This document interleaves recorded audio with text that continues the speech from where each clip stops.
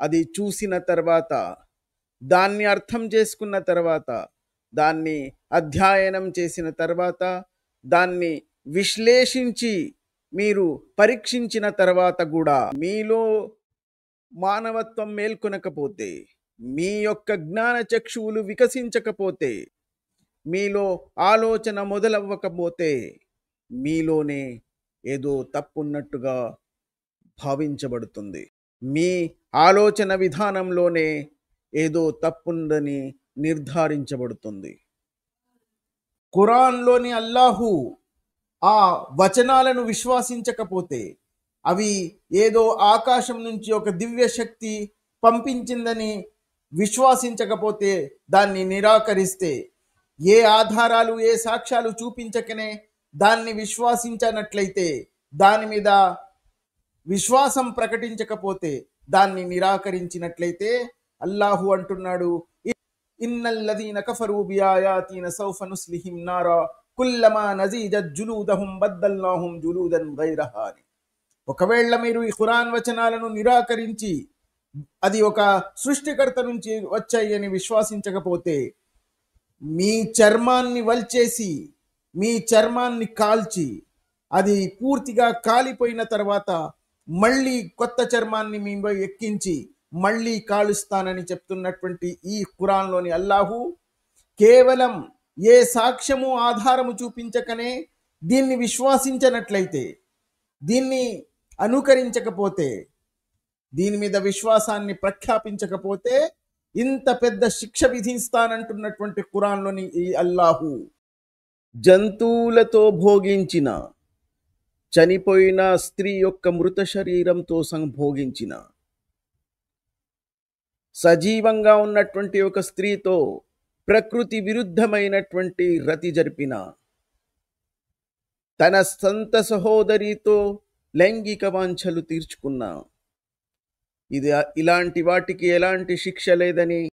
ఒకవేళ మీ మనుషులకు ఇందులో ఏదైనా అధార్మికత అనైతికత కనిపిస్తే ఈ తాజీర్ అంటే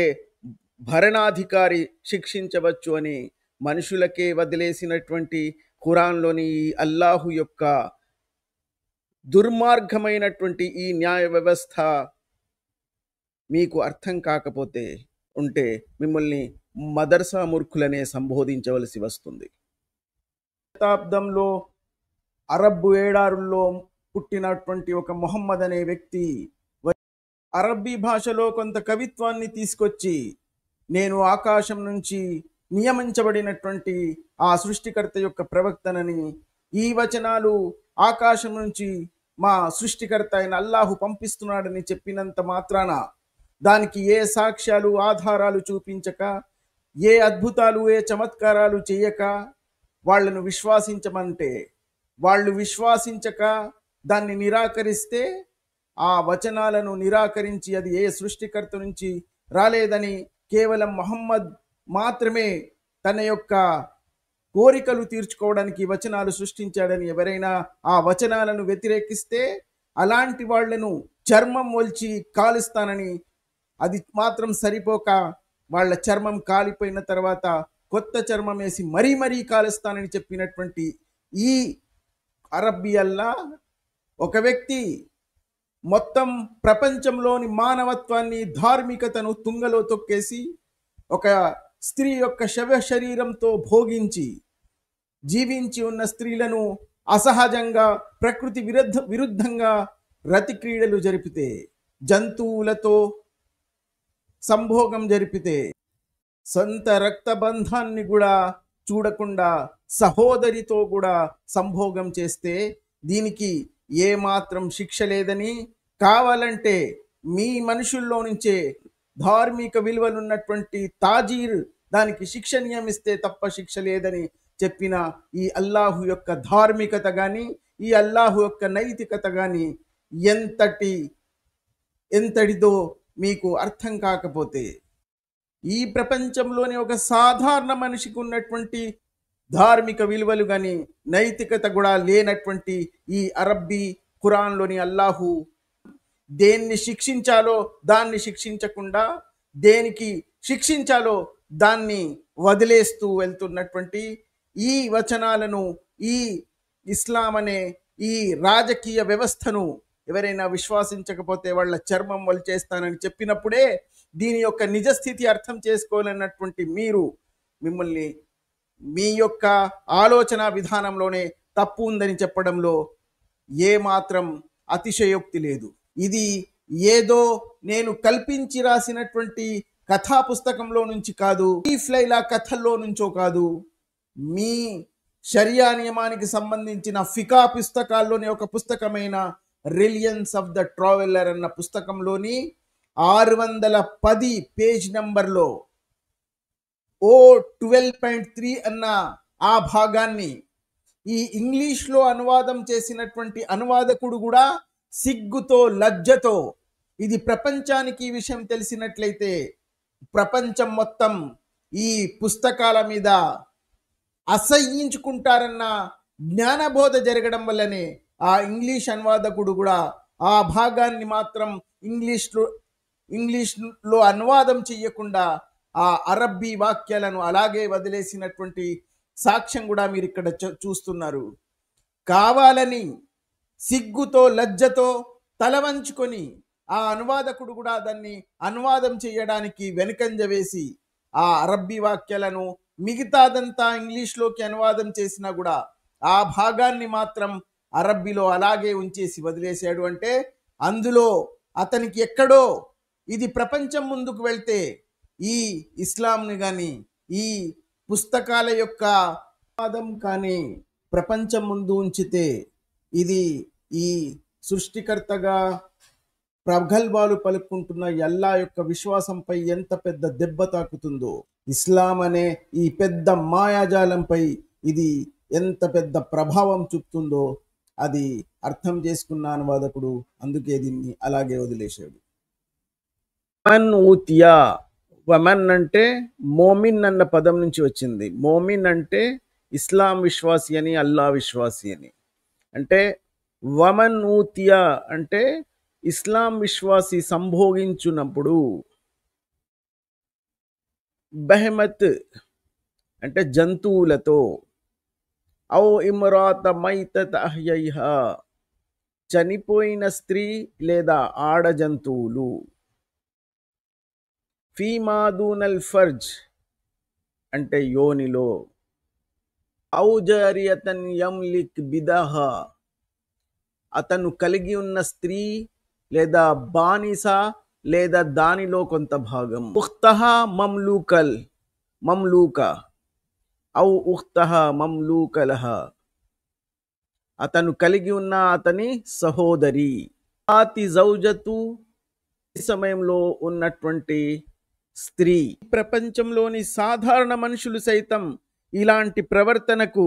దుర్మార్గమని, అశ్లీలమని, మానవిక విరుద్ధమని, ఇది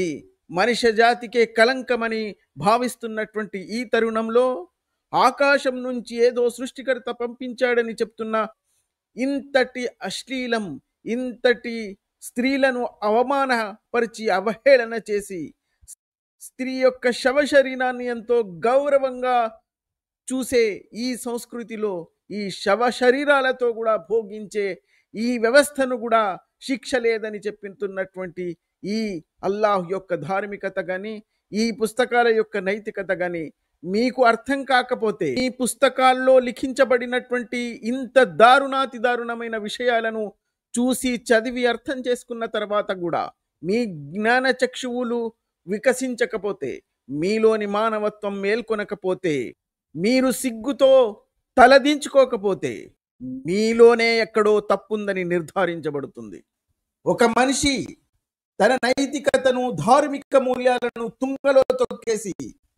ఈ మనుష్య విరుద్ధమైనటువంటి, మానవతా విరుద్ధమైనటువంటి చర్యలకు పాల్గొన్నటువంటి ఇలాంటి వ్యక్తులకు కూడా చదవడానికి సిగ్గుతో తలవంచుకునే పరిస్థితి కల్పిస్తున్నటువంటి ఈ వాక్యాలు కేవలం ఈ సత్యాన్ని మీ వరకు చేర్చాలన్న ఉద్దేశంతో మాత్రమే నేను ఈ వాక్యాల అరబ్బీ అనువాదం చేయకుండా వదిలేయబడినటువంటి అరబ్బీ వాక్యాల యొక్క ఆ తెలుగు అనువాదం మీ ముందు చదివి వినిపిస్తున్నాను. మీలో కాస్తైనా మానవత్వం మిగిలి ఉంటే, కాస్తైనా తార్కిక పరిజ్ఞానం మిగిలి ఉంటే, మీలో ఏదైనా సృజనాత్మక శక్తి మిగిలి ఉంటే, మీలోని జ్ఞాన చక్షువులు వికసించబడినట్లయితే, ఇది ఇస్లాం యొక్క నిజస్థితి ఏమిటో, ఇస్లాం అంటే ఏమిటో మీ ఖురాన్లో వ్రాయబడినటువంటి అల్లాహు ఏ సృష్టికర్త కాదని, ఏదో ఒక 7వ శతాబ్దంలో పుట్టిన వ్యక్తి తన స్వార్థం కోసం తన యొక్క కోరికలు విపరీతమైనటువంటి లైంగిక వాంఛలు తీర్చుకోవడానికి సృష్టించిన ఒక భావాజాలమని మీరు విశ్వాసించలేకపోతే, మీలో ఏదో పెద్ద లోపముందన్న భావన ధృవీకరించబడుతుంది. ఆ అరబ్బీ, ఆ ఇంగ్లీష్ అనువాదం చేయకుండా వదిలివేయబడినటువంటి ఆ అరబ్బీ వాచకం యొక్క తెలుగు అనువాదం చూడండి. ఎవరైనా జంతువుతో లేదా మరణించిన స్త్రీతో లేదా సజీవంగా ఉన్న స్త్రీతో యోని కాకుండా ఇతర భాగంలో సంభోగం చేస్తే, లేదా అతని స్వంత బానిస స్త్రీతో లేదా అతని బానిస సోదరితో లేదా తన భార్యతో బహిష్టి సమయంలో లేదా గూదద్వారంలో సంభోగం చేస్తే, అలాంటి వారికి హద్దు లేదు, శిక్ష లేదు. కానీ తాజీర్ నిర్ణయించి ఏదైనా శిక్ష విధించదలుచుకుంటే వెయ్యవచ్చు. సాధారణమైనటువంటి మనలాంటి మనుషులకు ఉన్నటువంటి ధార్మిక విలువలు కానీ నైతికత కానీ కూడా ఈ అరబ్బీ అల్లాకు లేదని, తన యొక్క విశ్వాసులను రంజింపజేయడానికి, వాళ్ళ యొక్క విపరీతమైనటువంటి కామవాంఛలు తీర్చడానికి ఎంతవరకు తెగించైనా సరే వాళ్లకు అలాంటి హక్కులు కల్పిస్తాడని, వాళ్ళకు అలాంటి అవకాశాలు సృష్టిస్తాడని చెప్పడానికి నిదర్శనమే ఈ పుస్తకంలోని ఈ వాక్యాలు. ఈ సృష్టిని సృష్టించినటువంటి ఇలాంటి ఒక శక్తి ఎట్టి పరిస్థితుల్లోనూ ఇలాంటి అధార్మికమైనటువంటి మనుష్య మానవత్వానికి కళంకం తీసుకొచ్చే అవకాశాలు విశ్వాసులకు కల్పిస్తాడని ఎవరైనా విశ్వాసిస్తే వారి అంతటి మూర్ఖులు ఈ ప్రపంచంలో ఎవ్వరూ ఉండరు అన్నది నిర్ధారితం. స్త్రీల యొక్క మృత శరీరాన్ని ఎంతో గౌరవప్రదంగా చూసే భారతీయ సంస్కృతిలో అలాంటి స్త్రీ యొక్క మృత శరీరంతో కూడా లైంగిక వాంఛలు తీర్చుకోవచ్చని, దానికి ఎలాంటి శిక్షలు లేవని చెప్పే అధార్మికమైనటువంటి విషయాలు ఇందులో పొందపరచబడి ఉన్నప్పుడు, ఇది కూడా మీకు అధార్మికమని అనిపించకపోతే, ఖురాన్ చాలామంది ఇస్లామిక మత ప్రచారకులు ఖురాన్లో ఈ ప్రకృతి విరుద్ధమైనటువంటి లైంగిక వాంఛలు తీర్చుకోవడం నిషేధం చేయబడిందని వాదిస్తూ ఉంటారు. కానీ మీరు మొత్తం ఖురాన్ భూతద్దం పట్టి వెతికినా కూడా ఎక్కడ కూడా మీకు ఈ అసహజమైన ప్రకృతి విరుద్ధమైనటువంటి స్త్రీలతో, ప్రత్యేకంగా స్త్రీలతో ఇలాంటి లైంగిక వాంఛలు తీర్చుకోవడం నిషేధించబడలేదు. కేవలం లూత్ అనే వీళ్ళ యొక్క ప్రవక్త కాలఘట్టంలో పురుషులు జరిపే లైంగిక చర్యలు నిషేధించబడ్డాయని, అది కూడా పాక్షికంగా నిషేధించబడిందే తప్ప స్త్రీలతో